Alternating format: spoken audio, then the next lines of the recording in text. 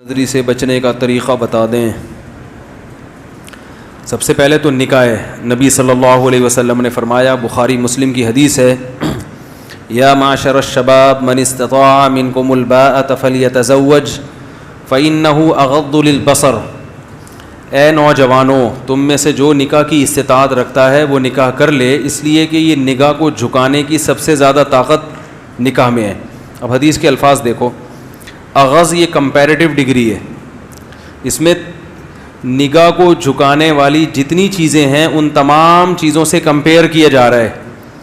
نگاہ کو جھکایا جاتا ہے جب انسان تبلیغ میں وقت لگاتا ہے تو بھی نگاہ جھکنے کی صلاحیت پیدا ہوتی ہے، اہل اللہ کے بیانات سنتا ہے تو بھی نگاہ جھکنے کی صلاحیت، اللہ کا خوف، محاسبہ، مراقبہ، یہ تمام ایسی چیزیں ہیں جن سے انسان میں نگاہ کو جھکانے کی صلاحیت پیدا ہوتی ہے۔ تو آپ صلی اللہ علیہ وسلم نے ان تمام چیزوں سے کمپیئر کیا نکاح کو، فرمائے تمام چیزیں ہیں مگر سب سے زیادہ طاقت نگاہ کو جھکانے کی کس میں ہے؟ شادی میں، نکاح میں۔ یہ حدیث ہے، اغض کمپیئر کیا جا رہا ہے، جیسے نا گڈ بیٹر بیسٹ، بیٹر کا مطلب بیٹر دین فلاں فلاں فلاں، تو تمام چیزوں کو ایک طرف ان سے زیادہ، تو سب سے زیادہ پاورفل چیز نگاہ کو جھکانے کی کون سی ہے؟ نکاح۔ نامحرم سے نگاہ جھکانا چاہتے ہو تو نامحرم سے نکاح کر لو، اور لاجیکلی بھی ایسا ہی ہے۔ بھوک برداشت کرنے کی، بھوک کا سب سے بہترین علاج کھانا کھا لو، حلال پیسوں سے روٹی خرید کے کھا لو۔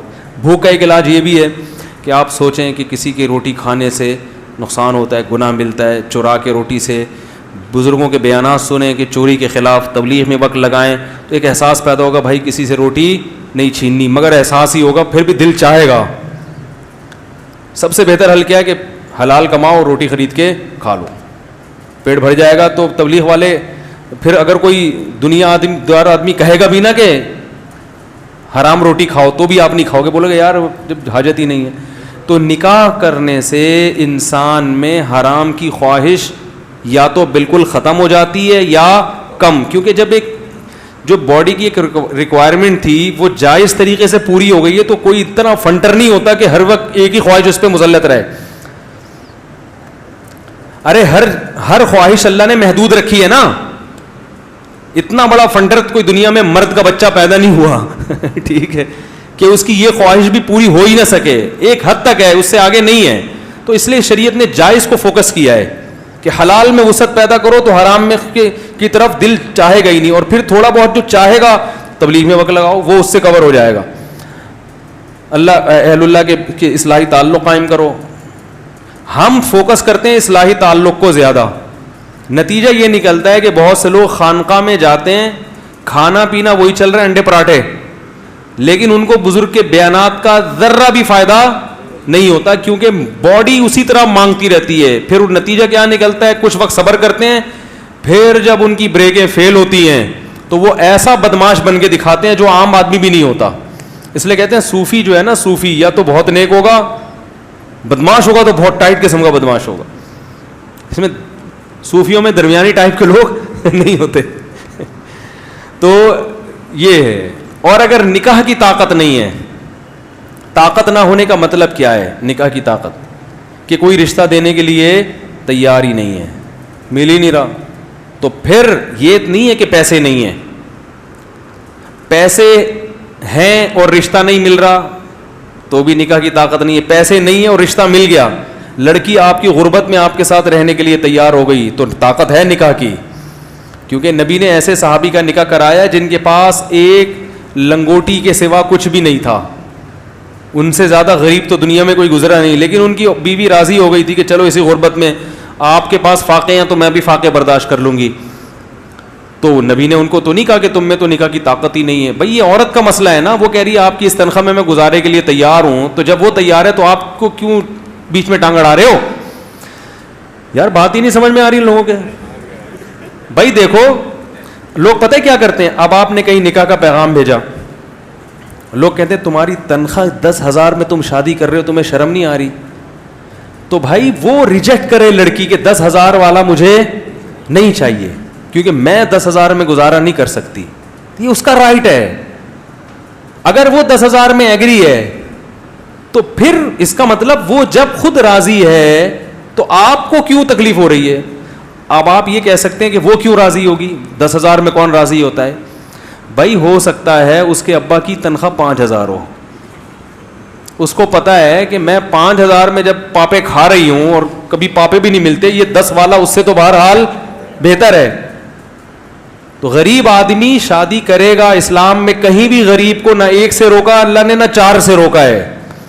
غربت نکاح میں رکاوٹ ہے ہی نہیں مرد کے لیے, عورت کی بات نہیں کر رہا, مرد کے لیے رکاوٹ نہیں, عورت کے لیے رکاوٹ ہے. عورت کہہ سکتی ہے بھائی میں نے اپنے ابا کے یہاں ڈیفینس کلفٹن میں نے ٹائم گزارا ہے اور ہمیشہ پیزے برگر کھائے ہیں, تم 10,000 میں کیا سموسے بھی نہیں لا سکتے, تم تو پاپے بھی نہیں کھلا سکتے, تو ٹھیک ہے اس کو رائٹ ہے وہ نہیں کرے, کیونکہ اس کو اپنے لیول کا بندہ چاہیے.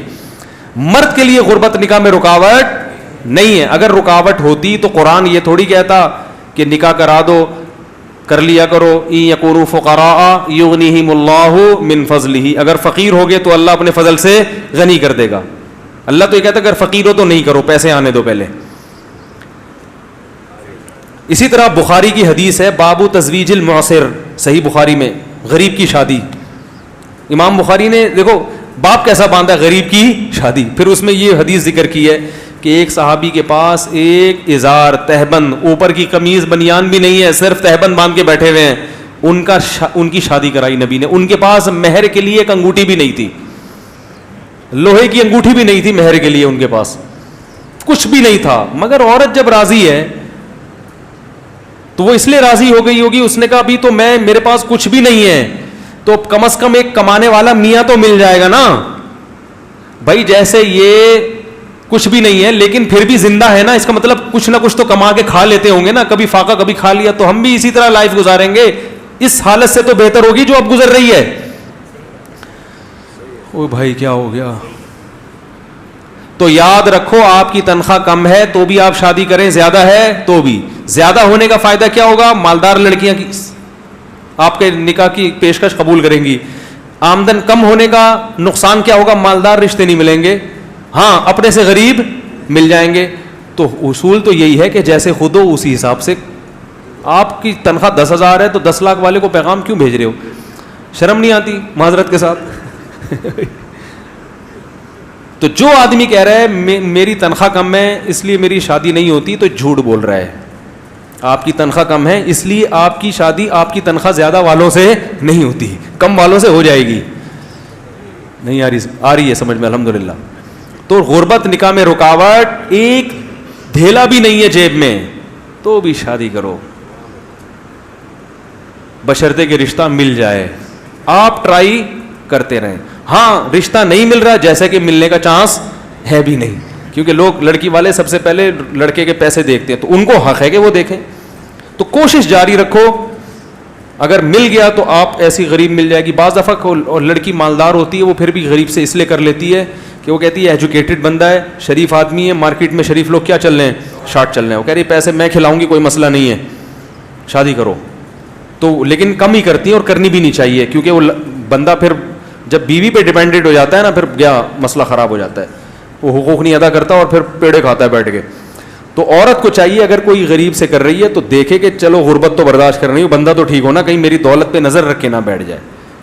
تو اگر اس کو یہ اطمینان, جیسے حضرت خدیجہ مالدار تھی, پیسہ تھا, محمد صلی اللہ علیہ وسلم مسکین تھے, مگر حضرت خدیجہ نے پھر بھی نبی سے کی, ان کو پتا تھا کہ لالچی معاذ اللہ نہیں ہے, تو کر لی. ان کا بھائی شریف آدمی ہونا چاہیے, ایماندار ہونا چاہیے, تو انہوں نے کر لی اور نبی نے بھی کر لی.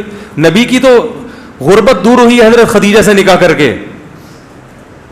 نہیں آ رہی ہے الحمدللہ. یہ تکیہ کلام بن چکا ہے, کوشش کر رہا ہوں نکالوں اس کو, تو اس کا اپوزٹ لفظ جب زبان پہ لاؤں گا تو نکلے گا. یہ آ رہی ہے سمجھ میں الحمدللہ, ٹھیک ہے. تو جتنے غریب غربا یہاں بیٹھے ہوئے ہیں گھبرائیں مت. ہاں اگر کوئی لفٹ ہی نہیں کرا رہا آپ کو لڑکی والوں میں سے نہیں ہے, تو پھر اس کا مطلب ہے آپ میں نکاح کی طاقت نہیں ہے. پھر حدیث کا اگلا جملہ ہے فَإِن لَمْ کہ وَمَن لَمْ يَسْتَطِعْ فَعَلَيْهِ بِالصَّوْمِ, جس میں استطاعت نہیں ہے, کیا مطلب جس کو رشتہ نہیں مل رہا اپنے حساب سے, تو وہ کثرت سے روزے رکھے, 2-4 نہیں, کثرت سے روزے. کیا مطلب؟ آپ میں اللہ نے ایک خواہش رکھی ہے, طاقت رکھی ہے, تو اس طاقت کی وجہ سے آپ کا نکاح کا دل چاہتا ہے تو وہ اس طاقت کو جائز استعمال کرو, وہ رکھی اس لیے. نہیں مل رہا تو طاقت ختم کرو جسم کی. اور وہ کیسے ختم ہوگی؟ روزے سے. نہیں آ رہی ہے الحمدللہ, آ رہی ہے بات سمجھ میں. وہ کس طرح ختم ہوگی؟ روزے سے. آپ کہہ سکتے ہو روزے کے علاوہ کچھ اور طریقے سے ہم اپنے آپ کو کمزور کر لیں. ایسا نہیں ہے, اس سے فائدہ نہیں ہوگا. کیونکہ گناہ سے بچنے کے لیے, جو گناہ سے مراد یہ والی شہوانی گناہ, ان سے بچنے کے لیے دو چیزیں چاہیے. جسمانی طاقت کمزور ہو, روحانی طاقت مضبوط ہو. آپ کوئی ڈاکٹر سے دوا لے کے اپنی خواہشات کو کم تو کر سکتے ہیں, جسمانی طاقت تو کم ہوگی, شہوت تو کم ہوگی, روحانی طاقت دوا کھانے سے نہیں بڑھتی. روزے میں جب آپ کھانا پینا چھوڑیں گے اور مسلسل روزے رکھیں گے تو جسمانی طاقت ہوگی کم, اور روزہ چونکہ عبادت ہے اس سے روحانی طاقت نہیں آ رہی. بات آ رہی ہے, سمجھ آ رہی ہے بات سمجھ میں. روحانی طاقت کیا ہو جائے گی؟ بڑھ جائے گی. تو آدھا کام سے بات نہیں بنے گی. تو اس لیے روزے کا کوئی آلٹرنیٹ, روزے میں ایک انسان کو خود ہی احساس ہوتا ہے, اور 2-3 روزے نہیں, اعلیٰ ضرر کے لیے آتا ہے عربی میں علیہ بس, کیونکہ 2-4 روزے سے تو اور خواہش بڑھتی ہے. کثرت سے روزے رکھے. ایک اہل حدیث تھے وزیر آباد میں, میرے دوست تھے, بڑے زبردست گپ شپ تھی ان سے میری. وہ ایک دن میں ان کا تھوڑا دیر مذاق بھی اڑاتا تھا کیونکہ ہمارے بھی اڑاتے تھے. وہ کبھی کبھی حنفیوں پہ طنز ہلکا پھلکا تو چلتا ہے, تو میں بھی تھوڑا سا چٹکلا سنا دیتا تھا ان کو. ایک دن وہ میرے پاس آئے, وہ کہنے لگے کہ مفتی صاحب میں جوان تھے, بڑے لال ٹماٹر کی طرح سرخ, کہ یار میں بڑا مسئلہ ہے, میں بازار میں بیٹھتا ہوں, میں شادی شدہ ہوں, میری بچیاں بڑی ہو گئیں, مگر یار میں اتنی مختلف ڈیزائن کی عورتیں آتی ہیں, میری نظر نہیں جھکتی, بڑا مسئلہ ہو گیا, میں کیا کروں؟ میں نے کہا قرآن حدیث کی روشنی میں بتاؤں. وہ ہر وقت کہتے ہیں نا قرآن حدیث کو, قرآن میں بتاؤں؟ کہہ رہے ہاں بتائیں. میں نے کہا حدیث میں آتا ہے, قرآن میں بھی آتا ہے نکاح کرو, ٹھیک ہے نا, اور حدیث میں بھی آتا ہے کہ اغض للبصر, جو نکاح ہے نگاہ کو جھکانے کی سب سے زیادہ طاقت. تو میں نے کہا شادی کر لو ایک اور.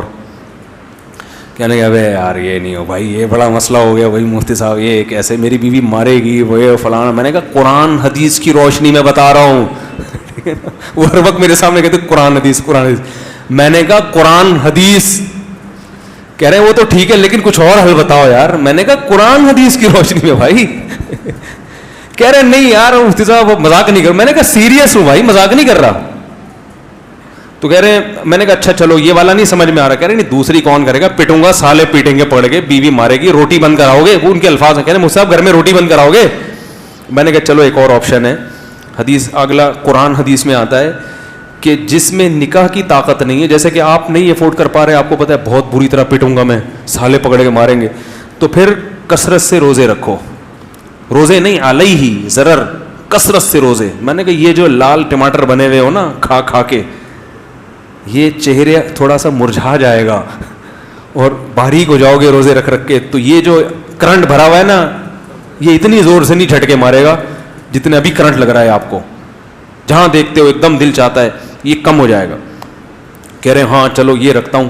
کہہ رہے کتنے روزے رکھوں؟ میں نے کہا کثرت سے رکھ لو 40 قرآن حدیث کی روشنی میں. بار بار میں کہہ رہے, میں نے کہا قرآن حدیث کی روشنی میں کثرت سے روزے کتنے ہوتے ہیں؟ 40. میں نے کہا 40 رکھ لو. کہہ رہے پھر کیا ہوگا؟ میں نے کہا پھر یہ ہوگا کہ 40 روزے رکھنے کے بعد آپ باریک ہو جاؤ گے, دبلے پتلے ہو جاؤ گے, تو پھر جب آپ دوبارہ کھانا شروع کرو گے تو پہلے سے زیادہ مستنڈے ہو جاؤ گے آپ. کیونکہ جب اس طرح نتھر جاتا ہے نا جسم, بھائی سارا کولیسٹرول نکل گیا, چربی پگھل گئی, اب جب کھاؤ گے تو نئے سرے سے طاقت آئے گی, پہلے سے زیادہ پاورفل ہو جاؤ گے. کہہ رہے یار پھر کیا ہوگا؟ میں نے کہا پھر دوبارہ 40 روزے. کہہ رہے یہ کیا؟ میں نے کہا قیامت تک کا پیکیج ہے یہ. کہہ رہے یار یہ کوئی حل تو نہ ہوا. میں نے کہا واقعی حل نہیں ہے, یہ حدیث میں حل ان لوگوں کے لیے ہے جو نکاح کی تلاش میں ہو, جب تک رشتہ نہ ملے روزہ رکھ کے گزارا کریں. جس کا ارادہ ہی نہیں ہے اس کے لیے یہ پیکیج نہیں ہے. بہت مشکل ہے. میں نے کہا قرآن حدیث کی روشنی میں تو یہی ہے بھائی. کہہ رہے یار یہ تو بڑا مسئلہ ہے, یہ تو بڑا مسئلہ ہے. میں نے کہا پھر یہی ہے کہ یہ بھی نہیں ہوتا. تو کیونکہ روزے کب تک رکھے گا بھائی؟ یہ تو روزہ اس کے لیے ہے کہ رشتے بھی تلاش کرتے رہو اور روزہ بھی. جب رشتہ مل جائے تو روزے رکھنا چھوڑ دو. تو کہہ رہے ہیں یار میں نے کہا پھر بس صبر کرو اور کوئی حل نہیں ہے, آخرت کو سوچو, گناہ ملے گا. قرآن حدیث کی روشنی میں جو بولتا ہوں میں نے بتا دیا آپ کو. بد نظری سے بچنے کا طریقہ ہو گیا, ٹھیک ہے. باقی یہ کہ بھائی نکاح کی استطاعت نہیں ہے, روزے رکھو, وہ بھی نہیں ہو رہا, تو پھر یہی ہے کہ چند اور چیزیں ہیں جو تجربے سے ہیں, ان کا اتنی مضبوط تو نہیں ہے جو حدیث میں ہے. ظاہر ہے جو حدیث میں علاج ہے اس کا تو کوئی متبادل ہو ہی نہیں سکتا. تو پھر میں لڑکوں سے کہتا ہوں کہ اپنے آپ کو مصروف رکھو. یہ باڈی کی ریکوائرمنٹ ہے نا یہ گناہ, تو باڈی کو کھپا دو کسی جائز کام میں, جم جایا کرو, اپنی انرجی کو یوٹیلائز کرو. کہاں؟ ایکسرسائز میں, جم میں. اور روحانی ترقی کے لیے تبلیغ میں جاؤ, اور بزرگوں سے اصلاحی تعلق, ادھر سے ان کے بیانات بھی سنو, اللہ کا خوف پیدا ہوگا, آخرت کا خوف پیدا ہوگا, پتہ چلے گا نظر اٹھانے کا گناہ ہے, اس سے انسان کی آنکھیں گندی ہو جاتی ہیں, دل کا سکون خراب ہوتا ہے, اس سے فائدہ ہوگا انشاءاللہ. اور پھر اپنے جب اچھے مثبت کاموں میں, ایکسرسائز میں اپنے آپ کو گھلاؤ گے تو ٹائم ہی نہیں بچے گا, اتنے تھکے ہوئے آؤ گے کہ رات کو آتے ہی سو جاؤ گے. تو جب یہ پازیٹیو ایکٹیویٹیز میں انسان پڑھتا ہے تو نیگیٹو خود بخود ختم. اور لڑکیوں کو کوشش کرو کہ ہاں, اور آخری حل یہ کہ کبھی بد نظری ہو تو جرمانہ متعین کرو. کسی عورت کو دیکھنے کا دل چاہ رہا ہے اور آپ نے دیکھ لیا, 100 روپے نکال کے اسی وقت صدقہ کر دیے. ہر آدمی اپنی آمدن کے حساب سے, ٹھیک ہے نا.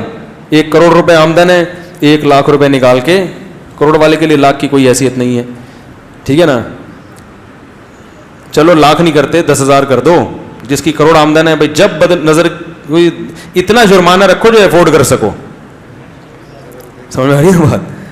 تو دن میں 10 دفعہ بد نظری ہو رہی ہے تو 10 دفعہ 100 روپے, 1000 روپے ایک دن ہوں گے. اگلے دن کہے گا آدمی 1000 نہیں 500 پہ آ رہا ہوں بھائی, میں 500 افورڈ کر پا رہا ہوں, 1000 نہیں. تو 5 بد نظریاں چھوڑے گا نا, اگلے دن کہے گا یار 500 بھی 2-4 دن تو ٹھیک ہے, پورے مہینے تو 30,000 روپے اچھا خاصا ہے. تو ختم نہ بھی ہو, کم انشاءاللہ ہو جائے گی. بہت اہم بات ہے یہ جو اب بتا رہا ہوں, ختم نہ بھی ہو کم ہو جائے گی. اور ایک گریوی میں فائدہ ہوگا, ختم نہ بھی ہو تو گناہ کے ساتھ نیکیوں کا پلڑا بھی. ارے جب قیامت کے دن آئے گا, اتنی انٹیوں کو جھانکا تاکا ہے اس نے, تو اتنے پیسے صدقہ کیے ہیں یہ دوسرے پلڑے میں. جب گناہ ہوں گے تو نیکیاں بھی تو پلڑے میں آئیں گی نا.